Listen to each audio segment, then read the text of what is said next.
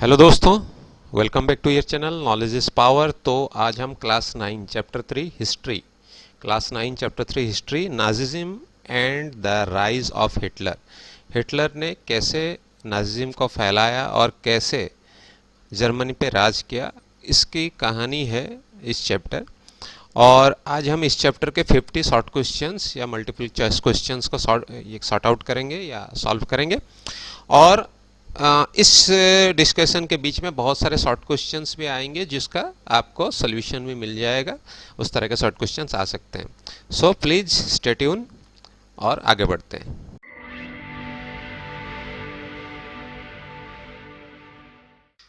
तो पहला question, when did Hitler become the chancellor of Germany? Hitler Germany के chancellor कब बने थे? Yes, can you tell me? The right answer is 33। Okay, पहले बात याद रखिए, 1933 में उनका 32 में गवर्नमेंट बना था इलेक्शन में, तो फिर 33 में चांसलर बने थे जनवरी 30 को। जनवरी 30 और भी एक कोइंसिडेंस है, जनवरी 30 1948 को महात्मा गांधी जी का निधन हुआ था। तो जनवरी 30 आप इस तरह से भी याद रख सकते हैं कब चांसलर बने थे। Next question, who among these offer the chancellorship to Hitler? इनमें से किसने चांसलरशिप ऑफर किया था हिटलर को? He is none other than Hindenburg. Okay, option D Hindenburg. Next चलते हैं number 3, question number 3, when did Hitler try to seize control over बavaria and capture Berlin? Berlin पे एक नाकाम कोशिश, एक ऐसा ट्राई किया था उन्होंने पास्ट में भी, विदाउट इलेक्शन उन्होंने कैप्चर विथ पावर कैप्चर करने की कोशिश किया था ये सब चीजें। तो ये कब किया था? 1923 में। ऑप्शन बी, इट इज 1923 में उन्होंने कोशिश किया था। When did Hitler join German workers party? ये जर्मन वर्कर्स पार्टी इन्होंने कब ज्वाइन किया था? It is in 1919। ओके, 1919 में इन्होंने ज्वाइन किया था। और अब चलते हैं next question, the Nazi party become the largest party by? कब तक नाजी पार्टी सबसे लार्जेस्ट पार्टी बन गया था? It is in 1932। 1932 में बना था। इलेक्शन में उनको 37% वोट्स मिले थे। कितने? 37%, राइट। तो कितने परसेंट वोट मिले थे ये भी एक क्वेश्चन बन सकता है। तो that is 37%. Who among the following was assigned the responsibility of economic recovery? Economic recovery के लिए किसको हिटलर ने इनमें से दायित्व दिया था या रेस्पॉन्सिबिलिटी दिया था? Who is he? Can you tell me? Yes, it is option C, हेल्मर सचेट। हेल्मर सचेट को यह रेस्पॉन्सिबिलिटी मिला था। Next question, US enter into the world war 2 due to what? World war 2 में उसने एंटर क्यों किया था? What was the reason behind it? क्या उसका कोई इंटरेस्ट हैम्पर हुआ था? नहीं।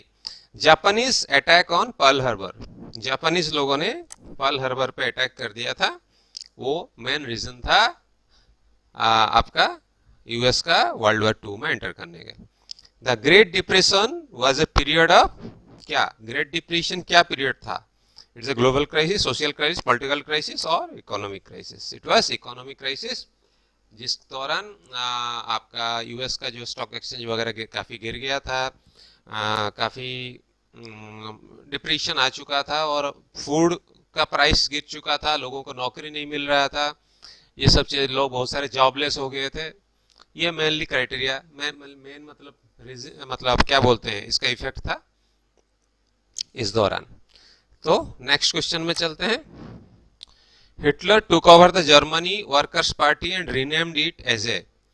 जो 1919 में जो वर्कर्स पार्टी उन्होंने ज्वाइन किया था उसके ऊपर उन्होंने कैप्चर कर लिया, अपना एक छत्र राज चलाया और उसको रीनेम कर दिया। क्या रीनेम किया था? याद रखिए, उसको नेशनल सोशलिस्ट पार्टी के नाम से किया था उन्होंने। ओके, नेशनल सोशलिस्ट, नेशनलिज्म और सोशलिज्म दोनों को जोड़ के वो इस पार्टी का नाम दिया था। Next question, what was the name given to gas chambers by Nazis? ये गैस चैम्बर को क्या नाम दिया था? Is it killing machine? No, उन्होंने वो ऐसे नाम दे रहे थे जो बाहर को सुनने में काफी पॉजिटिव लगे या अलग लगे. Solution area? No. Revolutionary ground? No. Disinfection area. It was name was disinfection area, right? Next question, what was Davis plan? Davis plan क्या था? Can you tell me what is Davis plan?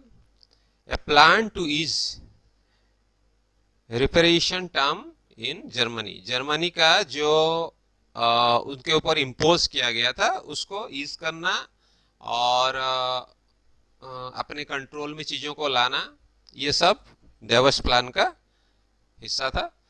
तो option B is the right answer. ठीक है. Who was the propaganda minister of Hitler? Hitler के propaganda minister कौन थे? Can you tell me who is the propaganda minister? It is Goebbels. Okay, Goebbels was the propaganda minister of Hitler. So next question में चलते हैं. What is the next question? Why was Weimar Republic called November Criminals? जो Weimar वहाँ पे हुआ था, decision हुआ था, जो पार्टी बनने का, डिफरेंट पार्टीज मिलके एक डेमोक्रेटिक वे में कंट्री को चलाएंगे, तो उसके जो लोग थे इन्वॉल्व, उनको नवंबर क्रिमिनल्स क्यों क्या कहा गया? क्योंकि वो लोग जो जर्मन के जो सेल्फ रेस्पेक्ट को काफी हर्ट किया था, उसके जो साइन किया था उन लोगों ने, जो मनाए थे एलाइड फोर्स ने उनको, तो उसका मेन रीजन वही था. तो it is because they signed the armistice agreement and considered Germany to allies. तो ये दिस वाज द रीजन. तो next question, Who from the following were not November criminals? इनमें से कौन नवंबर क्रिमिनल्स नहीं थे? सोशलिस्ट थे, कैथोलिक्स थे, डेमोक्रेट्स थे, ये जो स्पार्टासिस्ट ये नहीं थे. तो this is the option B. B is the right option for this. Okay, so next question, Reichstag refers to. Reichstag referred to क्या? It is Imperial Germany, German Parliament, French Parliament, Imperial England. It is German Parliament को ये बोला जाता है. और during the First World War, against whom Germany did not fight? किसके against में German ने फाइट किया नहीं था? इंग्लैंड के अगेंस्ट में किया था, बेल्जियम, फ्रांस, ऑस्ट्रिया के साथ मिलके किया था, तो इसके अगेंस्ट में नहीं किया था. तो this is the right answer. Okay, so next question, when was the first world war fought? इस दौरान कब वर्ल्ड वॉर हुआ था? 14 से 18 के बीच. इसमें ज्यादा कुछ सोचना नहीं है. A camp where the people were isolated and detained without due process of law refers to as, उसको क्या बोला जाता था? This is concentration camp. Okay, this is concentration camp. Next, while article of Weimar Constitution gave the president the powers to impose emergency, suspend civil rights and rule by decree, ये कौन सा था article? It was 48. Article 48 के तहत president को ये power था, वो इमरजेंसी इंपोज कर सकता है. People of Weimar Republic lost confidence in the democratic what? क्या होगा आंसर? Democratic parliamentary system. वहां पार्लियामेंट्री सिस्टम हुआ था, उसको वो कॉन्फिडेंस हराए थे due to the different situations in Germany. Next, the tripartite pact was signed between Germany, Japan and what? It was Italy. Italy was the part of triparty pact. The treaty of Versailles signed at the end of World War One was harsh for Germany because ये एक short question हो सकता है। उससे क्या problem हुआ था? जो वर्साइल्स ट्रीटी साइन हुआ था उससे क्या प्रॉब्लम हुआ था? Germany lost its overseas colonies, 75% of its iron France के पास चला गया, the western power demilitarised Germany, ये सारा चीज हुआ था। So option is all. Okay, ये सारा चीज हुआ था तो ऑप्शन इज ऑल, राइट। तो नेक्स्ट क्वेश्चन में चलते हैं। In what way did the first world war leave a deep impact on European society, ऐसा क्या इम्पैक्ट डाला था? तो it was soldiers were put above civilians, yes, क्योंकि वो जो सिचुएशन था लोगों ने सोल्जर्स को हीरो मानना शुरू कर दिया। Politicians laid stress on man to strong and masculine, युद्ध लड़ने के लिए लोगों को स्ट्रॉन्ग बनना है, ये पॉलिटिशियंस लोगों को समझाने लगे या लोगों में ये चीज फैलाने लगे। तो aggressive war propaganda was given support, war propaganda काफी इस दौरान चला था। सो ये सब चीजें आपका ऑप्शन में है, तो 23 का D is the final option. Okay, which of the following statement is false about the world war one, world war one के बारे में कौन सा स्टेटमेंट फॉल्स है, बताइए। The soldiers led miserable life in trenches, yes. They faced poisonous gases, yes. Aggressive propaganda glorified war, yes. They were ready to die for the glory of the country, ये चीज उस दौरान उतना नहीं था, nationalism उस दौरान उतना नहीं था। तो ये ऑप्शन होगा आपका ऑप्शन सी की नेशनलिज्म वाला फीलिंग उस दौरान उतना लोगों में नहीं था, right. So option C is the right answer. Next चलते हैं। Why did Helmuth's father kill himself, Helmuth's father अपने आप को क्यों? क्योंकि उनको डाउट था एलाइड फोर्स उनके अगेंस्ट में रिवेंज लेंगे, क्योंकि he was the supporter of Nazism and जो टॉर्चर और डेथ में भी उनका पार्टिसिपेशन था as a doctor. Okay, this was the reason. Okay, so which of the following bodies was set up to try and prosecute Nazi war criminals, Nazi war criminals को prosecute करने के लिए after वार तो कौन सा body बनाया गया था? It was allied military tribunal, it was allied military tribunals. Option C is the right answer. Okay, so next चलते हैं। Which of the following people was the Germany genocide war, genocide war इनमें से किनको genocide वार हुआ था? they were Jews. Okay, Jews is the right answer. In 1917 war led to the strengthening of allies and defeat of Germany because of the entry of, किस country का entry होने पे allies force जीता था और Germany defeat हुआ था? It was USA. USA क्यों आया था? क्योंकि जर्मनी ईस्ट की तरफ अटैक कर लिया था, काफी जो सिविल शिप्स को भी अटैक कर रहा था, काफी इनोसेंट लोग मरे थे, इसमें यूएस के काफी लोग मरे थे इस दौरान। तो इसके वजह से यूएस को एंट्री लेना पड़ा। और वो क्यों शिप्स को डुबा रहा था अपने सबमरीन्स के द्वारा? क्योंकि जो एलाइड फोर्स उसका खाना जो आ रहा था, मेनली फूड आइटम्स या अदर आइटम्स जो आ रहा था यूएस से, उस जहाज को आने नहीं देते थे अपने तक। तो ये कारण था कि वो गुस्से में सारे जहाज को डुबाने लग गए, राइट। सो नेक्स्ट चलते हैं। Which was the feature of Hitler's foreign policy, Hitler का फॉरेन पॉलिसी का फीचर क्या था? वो अपने आप को pulled out of the league of the Nations, 1933 में अपने जो लीग ऑफ द नेशंस था अपने आप को विड्रॉ कर लिया वहां से। कब? 1933 में, राइट।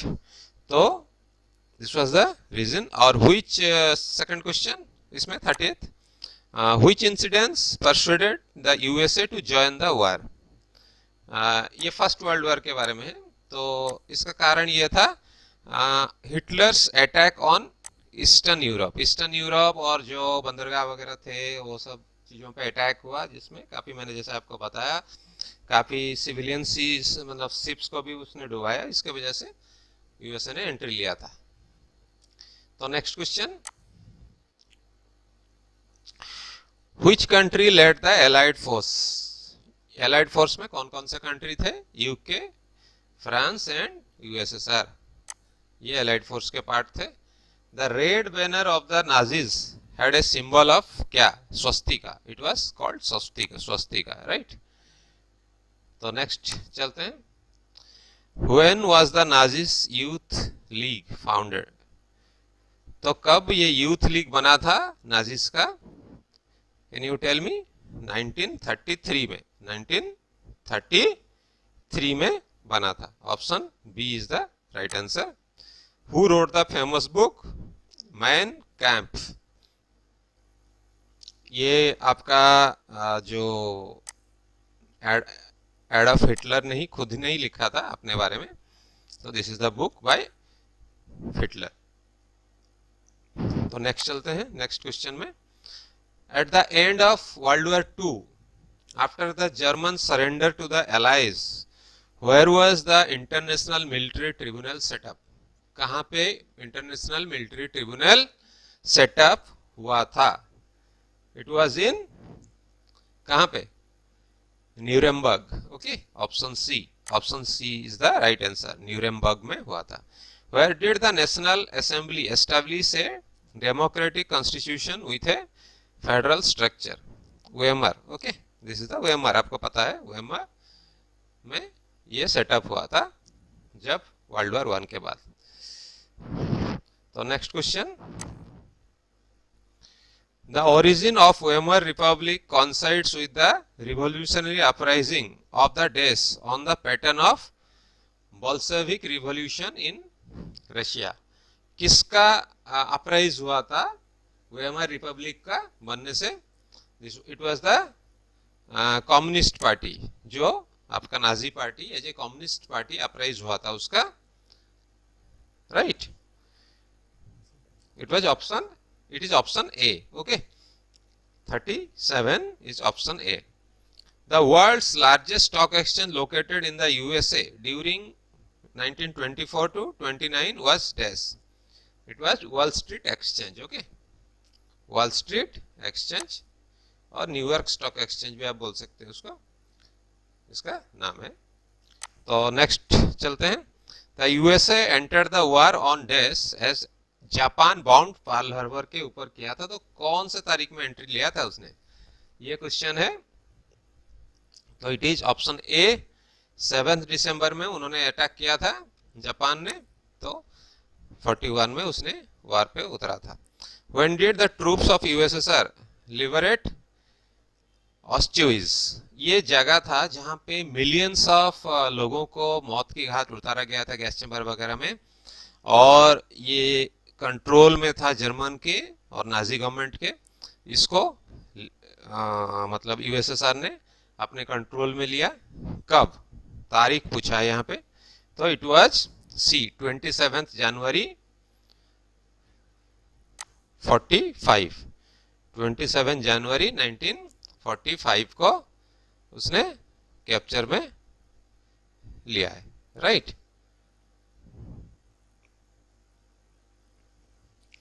नेक्स्ट क्वेश्चन में चलते हैं। When was the second world war started? Second world war कब स्टार्ट हुआ था? 1 सितंबर 39 को स्टार्ट हुआ था, ठीक है। और when was Hitler offer the chancellorship? कब ऑफर किया गया था? ये आ चुका है पहले आपको, 30 जनवरी 33। ओके, सो नेक्स्ट क्वेश्चन में चलते फटाफट। Hitler autobiography was named? Same question मैं पहले ही बता चुका हूं, उसको घुमा के पूछा गया है, मैन कैंप। ओके, तो it was the autobiography of Hitler. Where did the Soviet army give humiliating defeat to Germany? Germany को कहां ह्यूमिलेटिंग डिफीट दिया था, बताइए। It is option C, Stalingrad. Okay, Stalingrad. जगह का नाम है। तो नेक्स्ट क्वेश्चन, नेक्स्ट स्लाइड।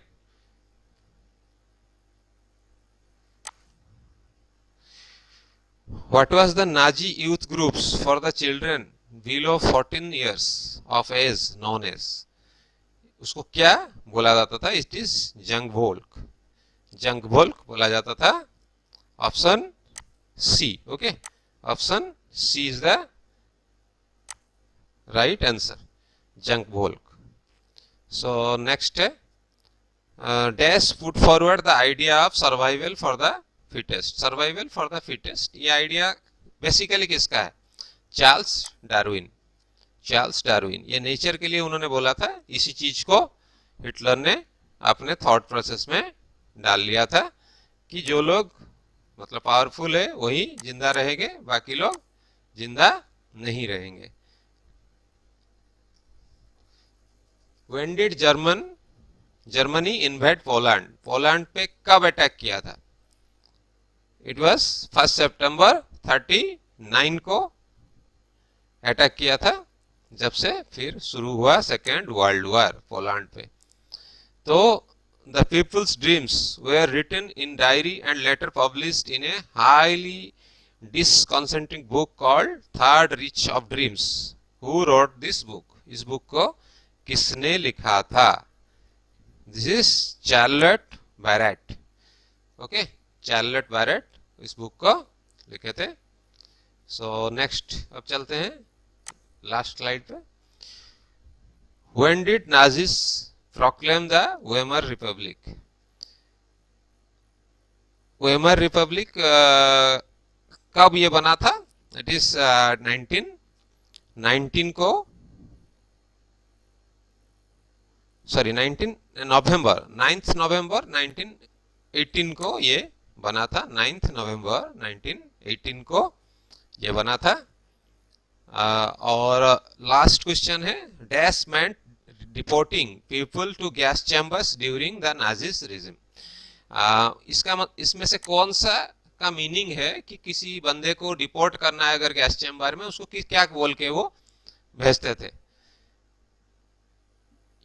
यूथेंसिया। यूथेंसिया मानी कि इच्छा मृत्यु। अगर आप किसी को इंजेक्शन दे के मारते हो वो अपने कहने पे, वो बहुत जगह में बैन है। उस दौरान डॉक्टर लोग, जो जर्मन के लोग थे, जो फिजिकली मेंटली उतना परफेक्ट नहीं थे, उनको उस यूथेंसिया रूल के हिसाब से मारते थे। और disinfection, evacuation, it is option is evacuation. 50 का ऑप्शन है इवाकुएशन को ही यहाँ राइट आंसर है इस पर्टिकुलर क्वेश्चन में, राइट। सो आज के लिए इतना ही, फिर मिलते हैं नेक्स्ट वीडियो में। Till then goodbye, stay tuned, thank you.